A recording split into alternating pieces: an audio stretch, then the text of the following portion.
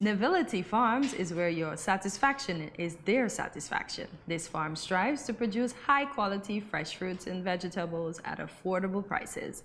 The goal of Nevility Farms is to run a productive farm to reduce importation of food into St. Kitts and Nevis. Today, we warmly welcome Quincy Bart, the owner of Nevility Farms, to tell us more about this enterprise. Good morning, Mr. Bart, and welcome to Good Morning SKN. I'm very delighted to be here today on SKN. Good morning.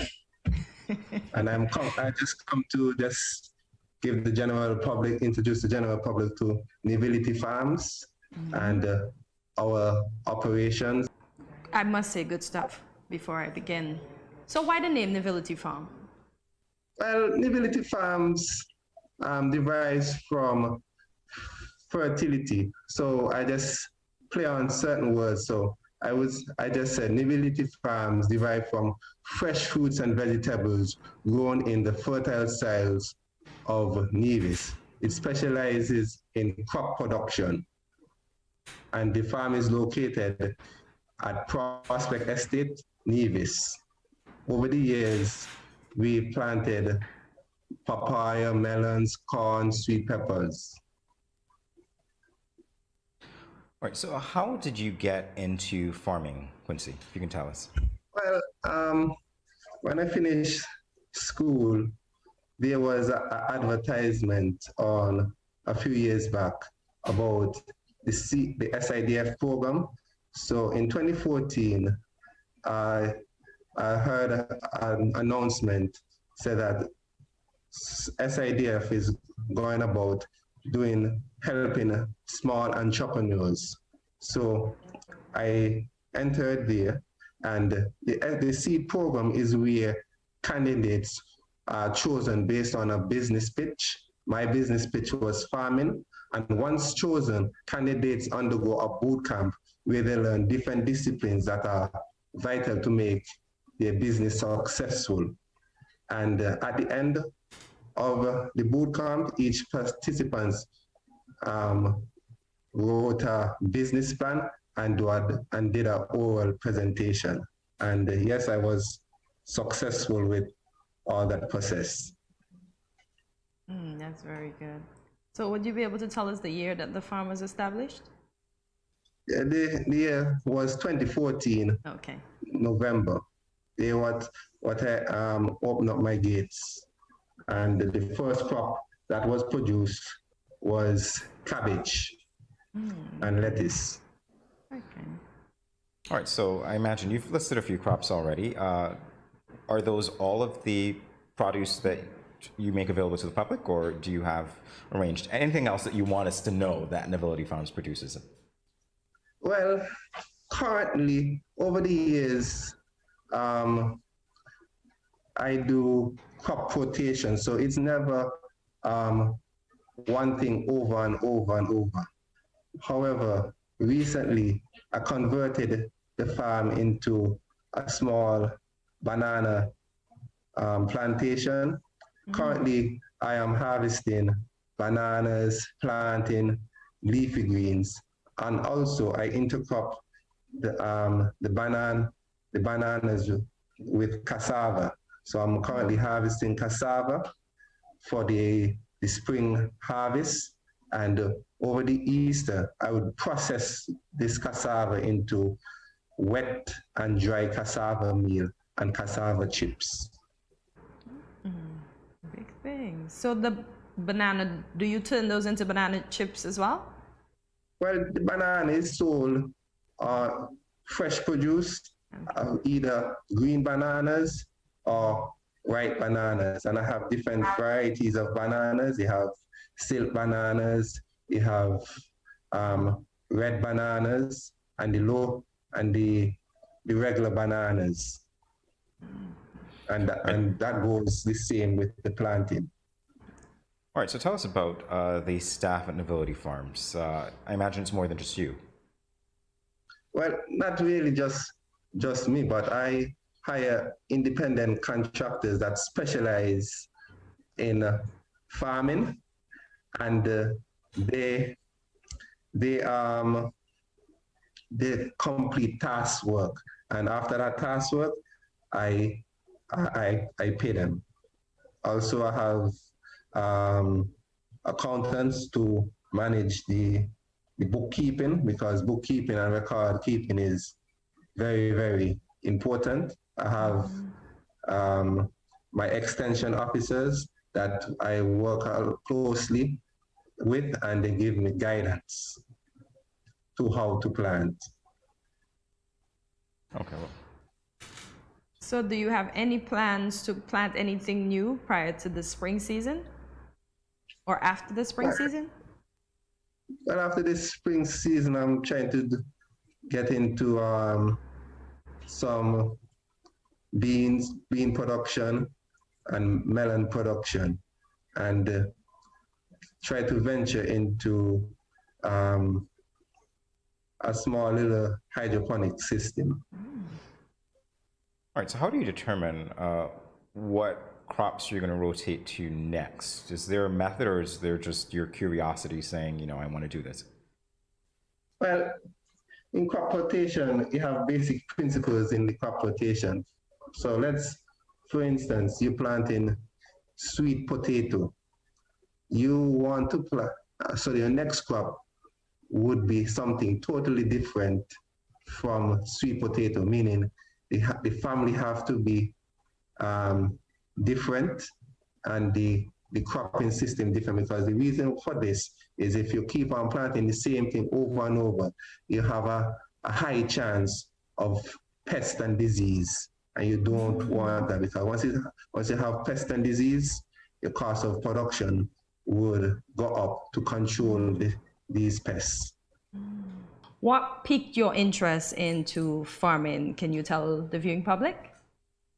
Yeah, so what piqued my interest in farming is growing up in the environment. When I was a small boy, I grew up in the village of Cox, where it's a farming community, mostly of animal husbandry, and everybody had their little backyard. And from that, I grew an affinity for agriculture. I got into Department of Agriculture, and I loved it, and able to do some studies. And from the studies, I was able to gain a career, and on the side, I do a little bit of farming as well as a business. It seems to be a lucrative field for you indeed. So what advice would you give to other people who might be interested in following in your footsteps, setting up a spring garden, or anything of the sort in agriculture? Well, there's a few things to know when farming. First, you have to know your why. You can't be just watching other people and say, all right, Farmer Joe making a lot of money, so let me do agriculture. You have to have a love and passion for it. Then once you have that, you have to believe in yourself, and keep on pushing through criticism, because they have an old saying that nobody throws stones in a empty mango tree. So once you have that belief, develop that confidence, you have to acquire the knowledge about your subject as much as possible, whether it might be through reading, browsing the internet, or social media. But most important, you have to have knowledge from other farmers and your extension officers, because these are the people that are on the ground and know what's actually happening. And once you get that knowledge, you can't be a lone wolf. You have to join farmers groups, cooperatives, to build your knowledge, form networks, and access to certain resources such as finance. It will be difficult due to different personalities and backgrounds of people, but you have to persevere and through it, and you will be able to be successful. And then once you get a little accomplishment, a little bit of success, and get your goals in order. You can't be too complacent at all. You have to keep on learning, keep on innovating, adapt to changes in the market and climate, and always maintain strategic alliances with your customers and your staff. So that's the advice I would have for people, backyard farmers and commercial farmers. Great advice, Quincy. Thank you. So Quincy, where do you gather your information from regarding what is needed in the marketplace in terms of food that is required by us? Well, just you go to the source. If you determine and say, all right, I'm growing lettuce and I would like to enter the market, you go directly to the people who uses lettuce. For me, I started at my neighbors, friends and families. Then I move up to restaurants that I normally go to on a regular and say, hey, I have some lettuce. Can you give a few samples? Once they like it, then you negotiate price, and then you say, all right, how often you're using it? Okay, I could give you 5 heads of lettuce a week at X amount of dollars, and you be consistent and maintain a good relationship with your customers. So you go directly to the source. Okay.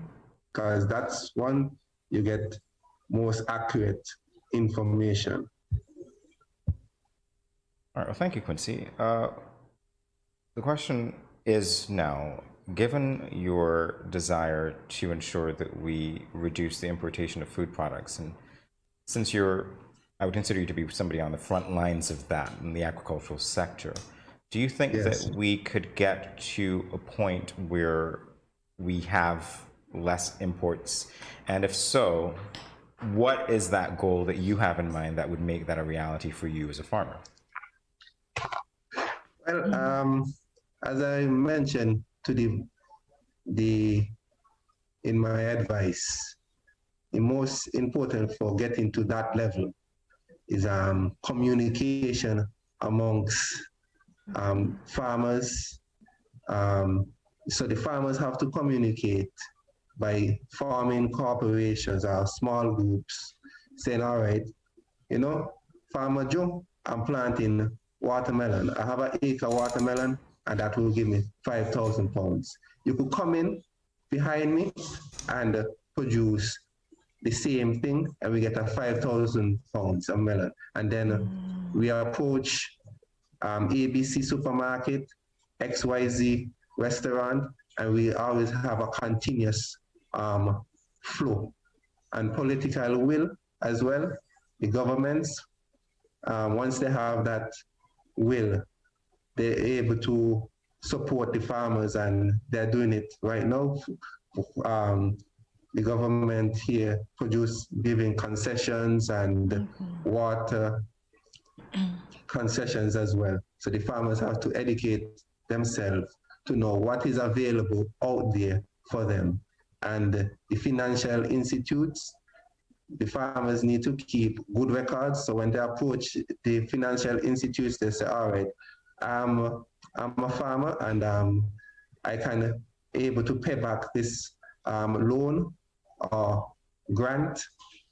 So once you have that documentation, the bank will say, all right, you're making XYZ, you could pay this loan of X amount. And also approaching farming groups again, approaching grants, because there are a lot of grants out there, but they don't work with individuals. You have to be in some sort of group and cooperatives.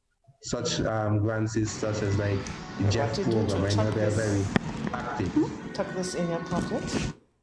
So Quincy, in closing, if the public wanted to contact you to make orders, how can they contact you? Well, I'm on Facebook, Nevility Farms, Nevility Farms at Facebook. So it's Nevility Farms.